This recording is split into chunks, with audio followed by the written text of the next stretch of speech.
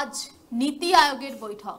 সারা দেশের নজর রয়েছে এই নীতি আয়োগের বৈঠকের দিকে, কারণ এবার এই নীতি আয়োগের যে বৈঠক, সেই বৈঠকের থিম রয়েছে উন্নত রাজ্য উন্নত ভারত, অর্থাৎ রাজ্যের উন্নয়নের কথা বলা হবে এই নীতি আয়োগের বৈঠক থেকে। তার পাশাপাশি প্রধানমন্ত্রীর নেতৃত্বে যে বৈঠক আজ হবে, সেই বৈঠক পেহেলগাঁওয়ে জঙ্গি হামলা এবং তারপরেই ভারতের প্রত্যাঘাত অপারেশন সিঁদুরের পর এই প্রথম মুখোমুখি হতে চলেছে এরকম একটা বৈঠক, যেখানে প্রধানমন্ত্রী থাকবেন।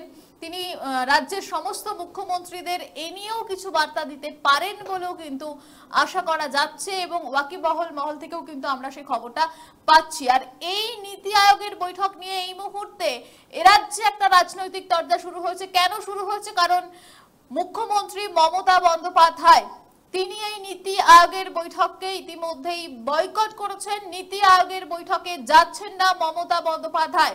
আরো একবার আপনাদের জানিয়ে রাখি, নীতি আয়োগের বৈঠকে মমতা বন্দ্যোপাধ্যায় তিনি যাচ্ছেন না। তিনি কলকাতায় রয়েছেন। দিল্লির উদ্দেশ্যে রওনা দেন কিনা সেটার দিকে প্রত্যেকের নজর ছিল, কিন্তু দিল্লির উদ্দেশ্যে তিনি রওনা দেননি।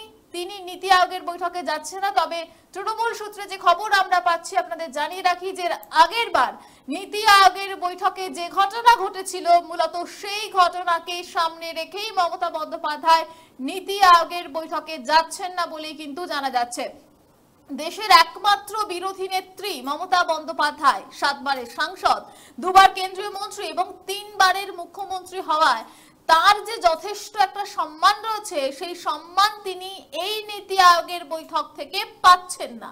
মানে পূর্ববর্তী যে নীতি আয়োগের বৈঠকগুলো হচ্ছে, সেখান থেকে তিনি সেই সম্মানটুকু পাননি, আর সেটা মেলেনি বলেই অভিযোগ খোদ মুখ্যমন্ত্রীরই। গতবারেই মমতা বন্দ্যোপাধ্যায়ের মাইক বন্ধ করে দেওয়া হচ্ছিল, তাই তিনি কথাই বলতে পারেননি। সেই অপমানেই বৈঠক থেকে আমরা দেখেছিলাম মমতা বন্দ্যোপাধ্যায় তিনি ওয়াকআউট করেছিলেন। তাই এবার নীতি আয়োগের বৈঠকে যোগ দিচ্ছেন না মমতা বন্দ্যোপাধ্যায়। তবে আপনাদের একটু ডিটেলে জানিয়ে রাখি, নীতি আয়োগের যে পরিচালন সমিতির 10ম বৈঠক এটা হতে চলেছে। এই বৈঠকে সভাপতিত্ব করবেন আজ প্রধানমন্ত্রী নরেন্দ্র মোদী। সেখানেই যাচ্ছেন না মমতা বন্দ্যোপাধ্যায়।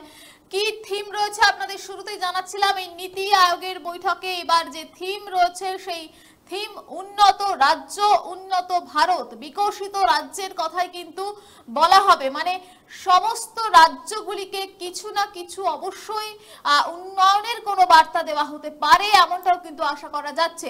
গোটা দেশের পাশাপাশি রাজ্যগুলির নানা বিষয় নিয়ে নীতি আয়োগের বৈঠকে আলোচনা হবে। সেখানে উৎপাদন থেকে পরিষেবা, ক্ষুদ্র উদ্যোগ থেকে গ্রামীণ এবং শহরের কর্মসংস্থানের সুযোগ সহ যে অচিরাচরিত শক্তি এবং সবুজ প্রযুক্তিতে বিনিয়োগের মতো বিষয়ও কিন্তু আলোচনা হতে পারে বলেই আমরা সূত্র মারফত খবর পাচ্ছি। আর সেই বৈঠকে যে যাচ্ছেন না মমতা বন্দ্যোপাধ্যায়, এতে করে কেন্দ্র রাজ্য যে সংঘাত, যেটা বরাবরই প্রকাশ্যে এসেছে, সেই সংঘাতটা কিন্তু আবার নতুন করে একটা স্পষ্ট হলো, তা বলাই চলে। মমতা বন্দ্যোপাধ্যায় তিনি যাচ্ছেন না, তার কারণ হিসেবে যেটা দেখানো হয়েছে, আগের বারের যে ঘটনা ঘটেছিল, মাইক বন্ধ করে দেওয়া, মমতা বন্দ্যোপাধ্যায়কে বলতে দেওয়া হয়নি, থামিয়ে দেওয়া হয়েছিল। যে বঞ্চিত হয়েছে বাংলা, বঞ্চনার শিকার হয়েছে, প্রাপ্য টাকা দেওয়া হয়নি কেন, সেই বক্তব্য বলার সময়ই মাইক বন্ধ করে দেওয়ার অভিযোগ মমতা বন্দ্যোপাধ্যায় খোদ তুলেছিলেন। কিন্তু পরবর্তীতে আমরা দেখিয়েছিলাম যে কেন্দ্রের তরফে কিন্তু সেই যে অভিযোগ, সেটা কিন্তু মান্যতা দেওয়া হয়নি, স্বীকারও করা হয়নি।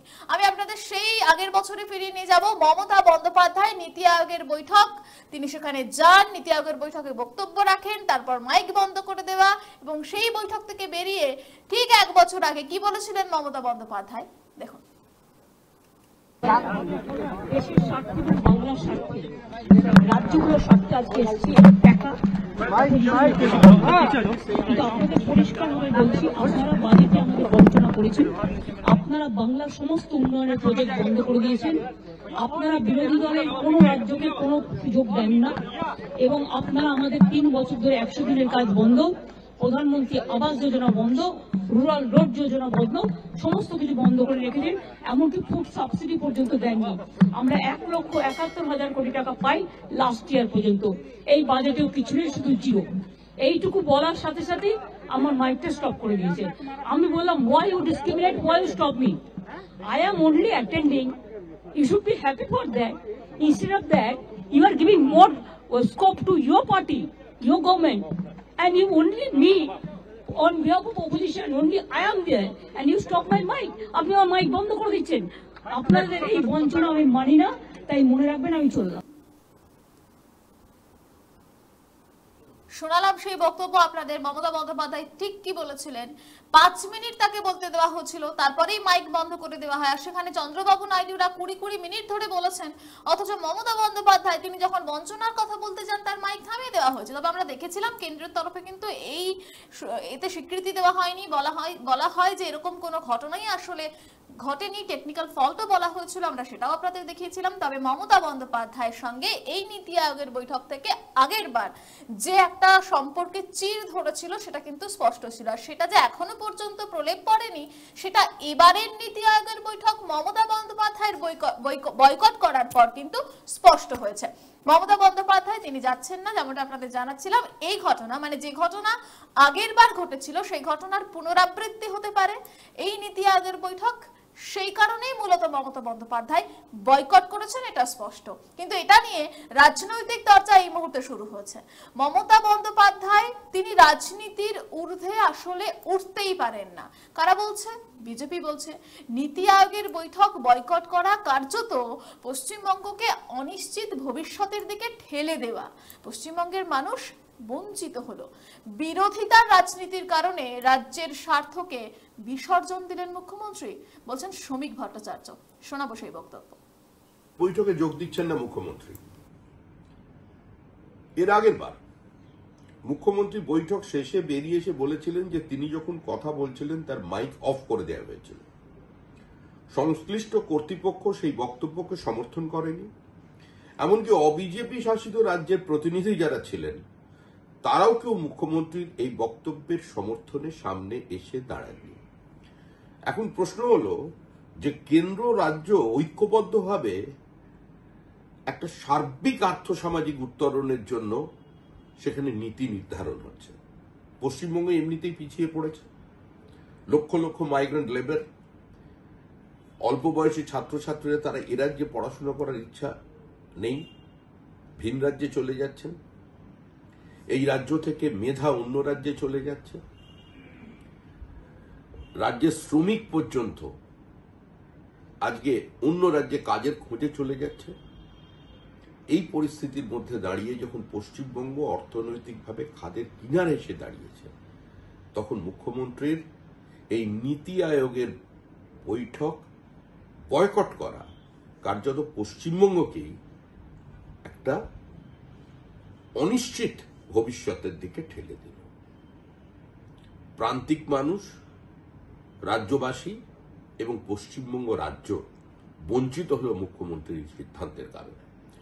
কেন্দ্র বিরোধিতা, মোদী বিরোধিতা, এই বিরোধিতার রাজনীতির কারণে রাজ্যের স্বার্থকে বিসর্জন দিলেন মুখ্যমন্ত্রী। অবশ্য এটাই শেষ সুযোগ ছিল। মুখ্যমন্ত্রী হিসেবে হয়তো আর তিনি ভবিষ্যতে নীতি আয়োগের বৈঠকে যোগ দেবার সুযোগ পাবেন না। তৃণমূলের বিদায় নিশ্চিত, অবশ্যম্ভাবী। নতুন মুখ্যমন্ত্রী হবে পশ্চিমবঙ্গে তৃণমূলের কে সরিয়ে তিনি গিয়ে নীতি আয়োগের বৈঠকে যোগদান করবেন। নীতি আয়োগের বৈঠকে না গিয়ে রাজ্যের স্বার্থকে বিসর্জন দিলেন আসলে মুখ্যমন্ত্রী। শ্রমিক ভট্টাচার্যের বক্তব্য আপনাদের শোনাচ্ছিলাম। এই বিষয়ে আমরা টেলিফোনে কথা বলেছিলাম রাহুল সিনহার সঙ্গে, বিজেপি নেতা। তিনি বলছেন এটা ব্যক্তিগত ঝগড়া বা মান অভিমানের জায়গা নয়, এখানে রাজ্যের উন্নয়ন নিয়ে কথা হবে। সেই জায়গায় মমতা বন্দ্যোপাধ্যায় কেন যাবেন না? সত্যিই রাজ্যের মানুষকে বঞ্চিতই করা হয়েছে। কি বলছেন তিনি, শোনাবো। দেখুন, বিষয় হচ্ছে রাজ্যের মুখ্যমন্ত্রীকে রাজ্যের মানুষ যে দায়িত্ব দিয়েছে তা রাজ্যের উন্নয়ন এবং রাজ্যের জনকল্যাণ। অতএব ব্যক্তিগত কোনো ইস্যুকে কেন্দ্র করে নীতি আয়োগের বৈঠককে বর্জন করা, এটা সম্পূর্ণ রাজ্যবাসীর সাথে বিশ্বাসঘাতকতা করা। যেখানে নীতি আয়োগে 2047 সাল পর্যন্ত আলোচনা হওয়ার এবার কথা এবং প্রধানমন্ত্রী স্বয়ং সেই আলোচনা পরিচালনা করবে। অন্যান্য রাজ্যের মুখ্যমন্ত্রীরা থাকলেও বাংলার মুখ্যমন্ত্রী প্রতিবারই নীতি আয়োগের বৈঠক নিয়ে তিনি নানা রকম রাজনীতি করে এসছেন।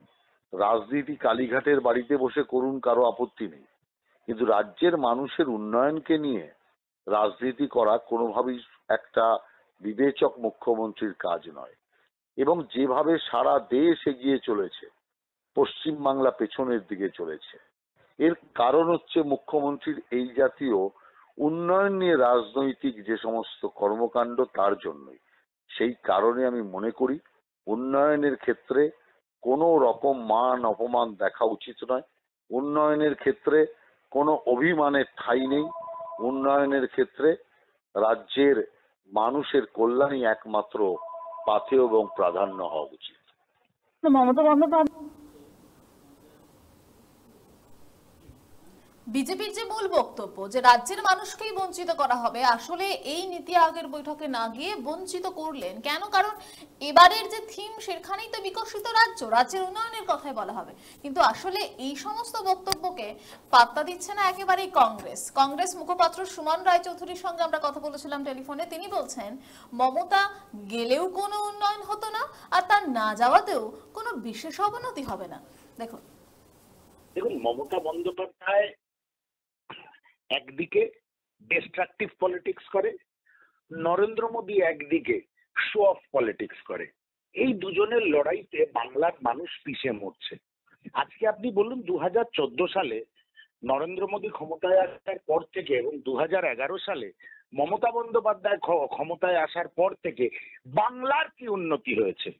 বাংলার একটাই উন্নতি হয়েছে, দীঘাতে একটা মহাপ্রভুর মন্দির হয়েছে, যেটা নরেন্দ্র মোদীর সঙ্গে টক্কর দেওয়ার জন্য মমতা বন্দ্যোপাধ্যায় তৈরি করেছেন। সাম্প্রদায়িক রাজনীতি করেছেন, কম্পিটিটিভ কমিউনালিজম করেছেন, প্রতিযোগিতামূলক ধর্মীয় লড়াইতে নেমেছেন, কিন্তু বাংলার মানুষের জন্য উনি কি করেছেন? তাই আমি মনে করি এই নীতি আয়োগের বৈঠকে মমতা বন্দ্যোপাধ্যায় গেলেও বাংলার যা উন্নতি হবে, মমতা বন্দ্যোপাধ্যায় না গেলেও বাংলার তাই উন্নতি হবে। বাংলা খাদের কিনারায় চলে গেছে, এখন একমাত্র বাংলাকে বাঁচাতে পারে বাংলার মানুষের সদিচ্ছা, আর কিছু বাংলাকে বাঁচাতে পারে না। সেটিং না থাকলে দুর্নীতিগ্রস্ত চোরগুলো এখনো খোলা আকাশের নিচে ঘুরে বেড়াচ্ছে কি করে? শুনুন, আরএসএস এর বৈধ সন্তান হচ্ছে ভারতীয় জনতা পার্টি, আর আরএসএস এর অবৈধ সন্তান হচ্ছে এই তৃণমূল কংগ্রেস। সেই জন্য সেটিং 100% রয়েছে।